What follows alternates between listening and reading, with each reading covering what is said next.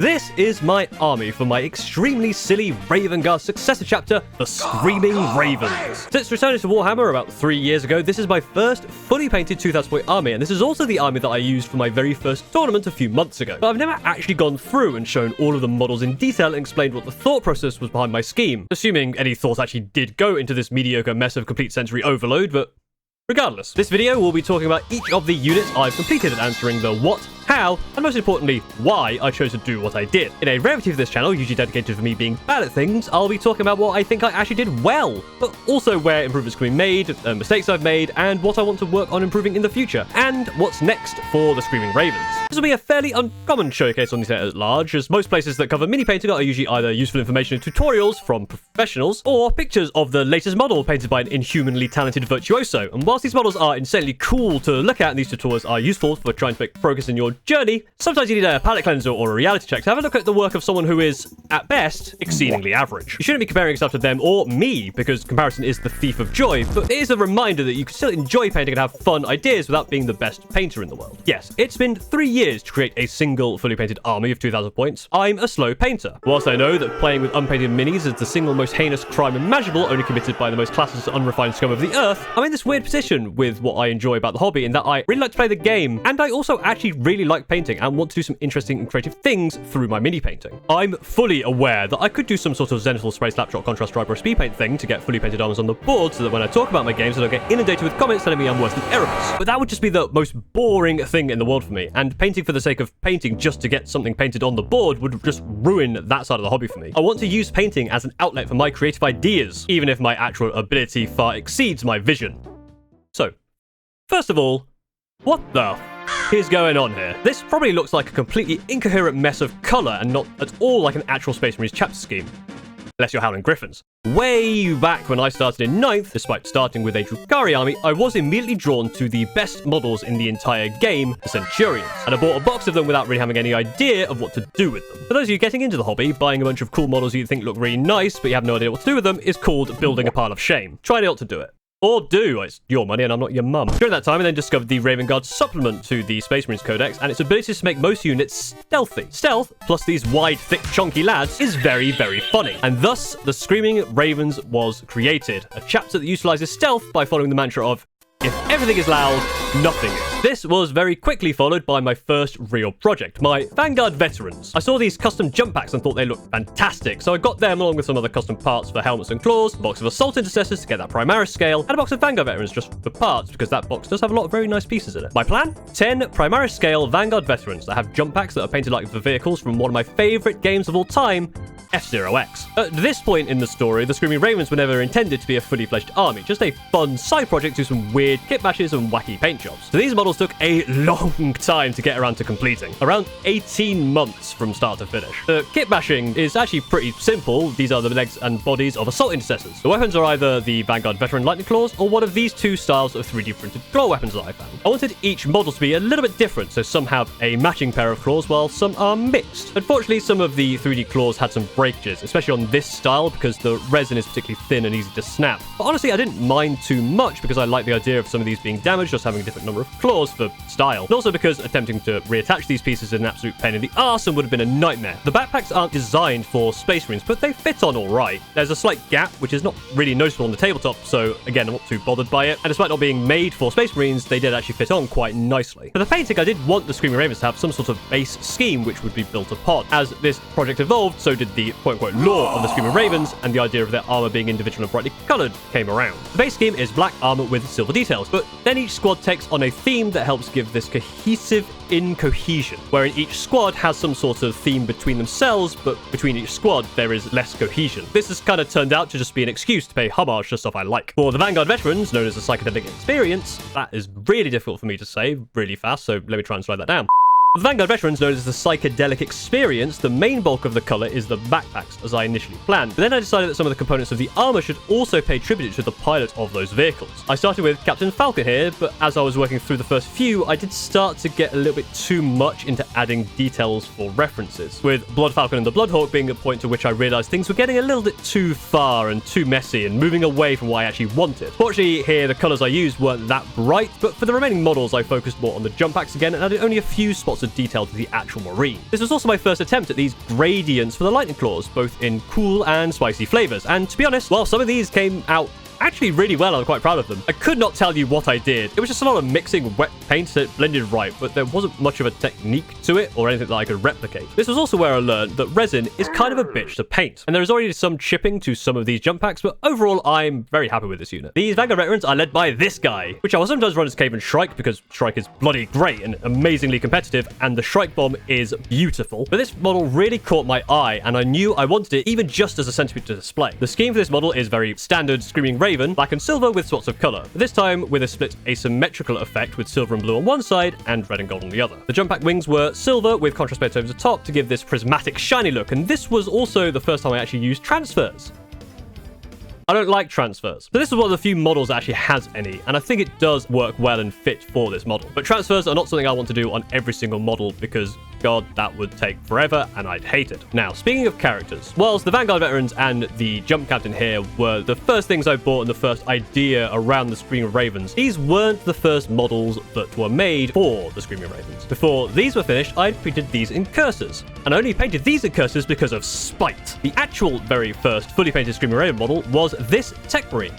This Techmarine was created by my friend Steve because he lost a bet. But if you've seen this channel before, you'll know that Steve is a smug motherfucker. If you're new to this channel, I can inform you now that Steve is a smug motherfucker. If you ever see a comment by this guy on my videos, make sure to remind him that Devastator Centurions exists to knock him down a few pegs. I couldn't let Steve have a win over my head by having the only painted Screaming Raven model when I played the game was not mine. So I had to paint something, and that something was these Incursors. This was when the ideas I had for Screaming Raven outside of the F-Zero X squad was just black, silver, and random colors. So these just have a variety of different colors on different limbs. To be honest though, it's simple and quite effective. I could definitely have done more with the weapon scopes and these scope things by actually learning how to do a glow effect, but the actual scheme is really smooth, which is something I still struggle with to this day, so how I managed it on these, I have no idea. Later on down the line, I would paint my other squad of Incursors, this time opting for a more coordinated idea of having the same parts painted with different colors, using silver with contrast paints over the top to create a shiny colored metal effect. Overall, these models are fine, a little messy, and still could have pushed the lenses more. And the actual armor is a lot shinier because I undercoated using my airbrush primer, which came out really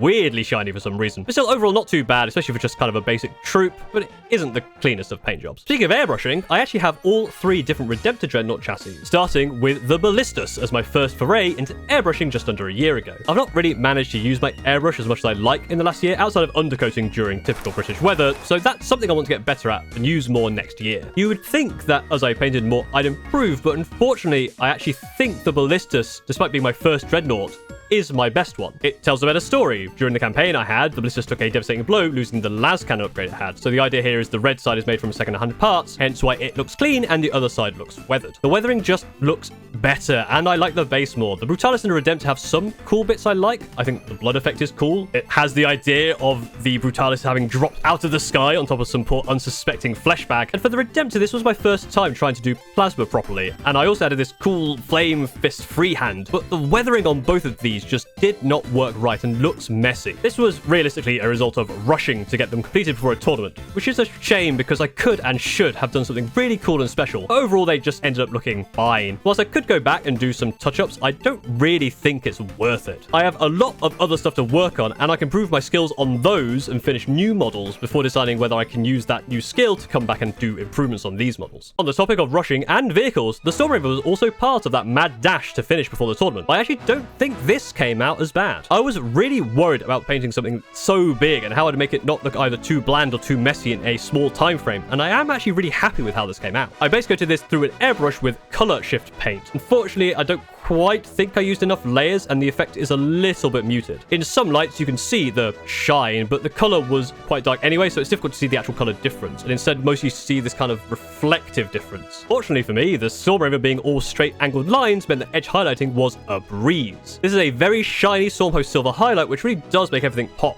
and it means that I don't have to add too much in the way of color details, with the RGB hurricane bolters being the main source of that color. Edge highlighting is something I do quite a lot, and I do kind of enjoy the process in most places, especially on something like Space Marines with their sharper edges, and it's something I'm getting better at every time I do it, especially with getting the paint consistency right. It's time consuming, but I generally prefer it to dry brushing, as I find I don't really get very good results with dry brushing, and it makes a bit of a mess, so that's another technique I do really want to work on next year. Trying new things is an important part of the improvement process, and it's something that I want to encourage everyone to try, which is why every few months I do a paint jam. These paint jams are week-long challenges to paint a model based on a particular prompt, and the winners are not just necessarily the best painted model, but the model that has the most creative use of the prompt. This is to encourage people of all skill levels to participate and show off their creativity, even if they aren't the most technically skilled painter. It also works as a challenge for me, and it's an excuse for me to do something, and I've painted 2 characters across these 2 paint jams. The first being this Gravis captain, based off my very first ever painted model from when I was 7. I am happy with how this came out, but there are quite a few places where, close up, you can see that the paint wasn't really quite smooth enough, or where I've had to do a few layers because of mistakes, and it's built up the paint to be too thick. The highlights also just a bit of a mess, but I do think the cape came out quite well. Like most models, just don't look too closely, and it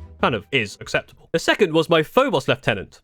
At least I think it's a Phobos Lieutenant. I don't actually remember what this model was from, but I added a beaky helmet, and I run it as a Phobos Lieutenant, or sometimes a Phobos Captain, but nobody's really called me out on it yet, so it's one of those 2. This model was a real challenge for me, because not only was it the first time I've painted a lot of white, but the idea was to have this model look like a Screaming Ravens model when you reverse the colors of the image. Like so. Looking close up, and let's be honest here, looking far away as well, this model is a bit of a mess. It is meant to stand out amongst the other Screaming Ravens, obviously, but the paint is quite thick, and the edge highlights, or I guess low darks, are a bit of a mess, and the blue is quite rushed and blotchy. There was a lot of mistakes, but I did learn quite a lot from them. Despite all that, I am actually really proud of it, because the end result, when you do invert it, was very close to what I was actually envisioning, even down to the base. This was a really weird, difficult thing to try, and the fact that it is actually comprehensible is really cool to me as a mediocre painter. And the final character here is a standard jump pack captain, but with added Thunderhammer, because Thunderhammers are awesome. This was my first attempt at proper OSL, and whilst I did look up a few tutorials before trying this, man, OSL is hard. From far away from table distance, it does look mostly correct, and I do like the effect, but getting there was a complete mess. The Thunderhammer has so many layers back and forth to try and get that glow right, and I couldn't stop myself from futzing with the reflections and making mistakes and having to go back instead of just letting things be. I try and touch it up slightly just to improve it that 1% more and end up making a huge step backwards, which I had to repair and add more layers. It just ended up being a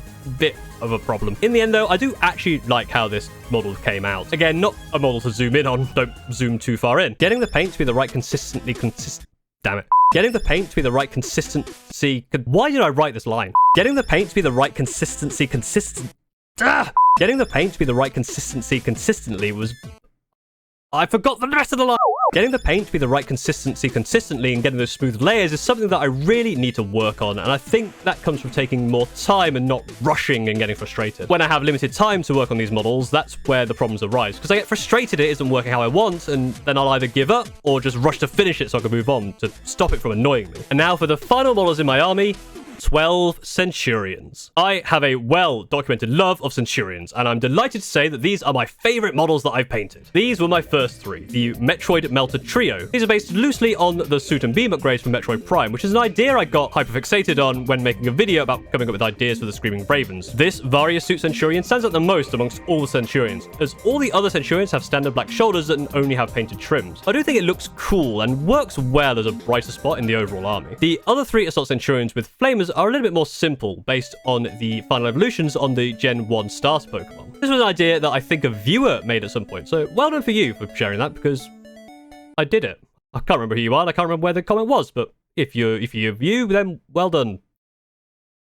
I'm also really happy with how these came out. This was the last squad that I finished before moving on to the vehicles, and by this point, I think I'd understood about how I wanted the Screaming Ravens to look. You can see the difference in philosophy between the Vanguard veterans and the Centurions, where the Vanguard vets have a lot of colours and a lot of disjointed splashes of colour in almost thoughtless places, whilst these Centurions are a lot more careful and particular in creating a scheme and an homage without overloading the model. But it still feels cohesive within the unit itself. And finally, the unit that really shows the scheme off the best, And my favorite unit of them all is the 6 Devastator Centurions with las cannons. Each one has their right side as the same standard scheme, which is closer to Raven Guard roots with the red trim. On the left side is where the Screaming Raven's special touch comes in, with each weapon being a bright color and the details being either gold, silver, or bronze, even splitting this back icon in half to show that. This unit is based on Ocarina of Time, another of my favorite games of all time. Can you tell that I'm old and love the N64? Based on these 6 medallions from the adult dungeons. Mostly this is just the color, but there are also some small nods to the actual dungeon and the rewards themselves in some places, as well as where I've decided to use gold, silver, and bronze. These models are still not the smoothest of paint jobs, especially in some of the guns where I've gone over it a few times if I wasn't happy in places, but I think they are possibly the best overall unit that I've painted. I don't think that these have the best model in the army that I've painted, because unfortunately the best model in the army is... yeah, I think my favorite individual model that I painted is actually Captain Falcon. But as an overall unit, I am most proud of this one, because my vision actually came to reality with the way the weapons pop, but there is still some of that overall black and silver base scheme, and it's the most defined and coordinated squad in the army. So, what comes next? I have another tournament at the Tabletop Taxis place in late February, and I wanted to adjust my list slightly. I was thinking about trying to be a bit more competitive and taking out a few things like the Stormraven, but I simply could not bring myself to do it. It just wouldn't be the Screaming Ravens without a ton of Centurions, a Stormraven dropping off Melta death, and fast jump packs screaming their way onto the battlefield to rip the enemy to shreds. But with the latest balance data slate, I do have some units I want to try out, so there are some minor changes, meaning that I have to make some more models and actually do some painting. In January, I'll have some more free time thanks to my sudden lack of employment, and I want to make some cool stuff and bring you along for the ride, so keep an eye out for some more streams of me doing some kit bashes or painting of the new Screaming Raven models. The next units I want to get sorted and need some ideas for are 2 squads of 3 Outriders, Judicia, some Blade Guard, and a squad of Jump Intercessors. So if you have any cool ideas for themes, or got any tips for how I can improve my painting or what to work on, any ideas for the Screaming Ravens in general, any respectful and constructive thoughts on what I've done so far, or just any questions in general as we round off the year, then let me know in the comments below. However, if you tell me I need to drill my gun barrels, I will screech at you like a banshee, and I encourage others to do so as well. This is going to be really confusing for those who commented that I should drill my gun barrels and clit off the video before it finished. But also, very funny and probably deserved. Merry Christmas, happy holidays, and thank you so much for watching this video. If you enjoyed this video, then you can like, comment, subscribe, all that good YouTube stuff, and please support me on Patreon or YouTube like these fine folk. Your support really does mean the world to me and helps the future of this very silly channel. Hope everyone has a great new year. See you all in 2025, and thank you once again for watching.